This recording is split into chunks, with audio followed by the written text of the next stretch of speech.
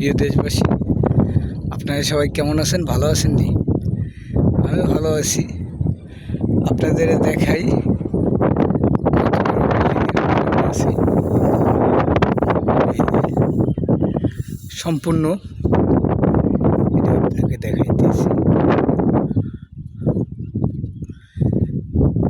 ওই যে একটা নদী, তার ওকুলে আবার আছে আমাদের পর্যটন। ওই যে